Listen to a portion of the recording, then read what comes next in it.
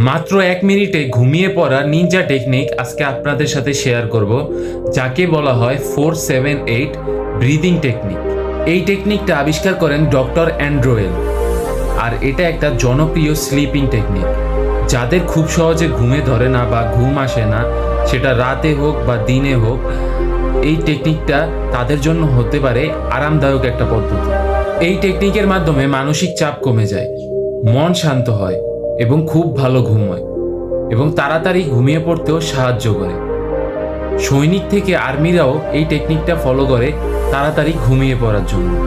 আপনি একটি সিম্পল আরামদায়ক অবস্থায় শুয়ে যাবেন, যাতে করে রুমে পর্যাপ্ত বাতাস চলাচল করতে পারে। এরপর আপনি 4 সেকেন্ড ধরে একটি শ্বাস টেনে নেবেন, চোখ বন্ধ করে। এরপর এই শ্বাসটাকে 7 সেকেন্ড হোল্ড রাখবেন। এরপর মুখ দিয়ে 8 সেকেন্ডে এই শ্বাসটাকে ধীরে ধীরে ছাড়বেন। এই চক্রটা 4 থেকে 5 বার বা বেশ কয়েকবার যখন আপনি পুনরাগঠিত করবেন, তখন দেখবেন আপনার মস্তিষ্ক শান্ত হয়ে গিয়েছে এবং আপনার ঘুম ঘুম ভাব চলে এসেছে, এবং আপনি খুব তাড়াতাড়ি ঘুমিয়ে পড়তে পারবেন।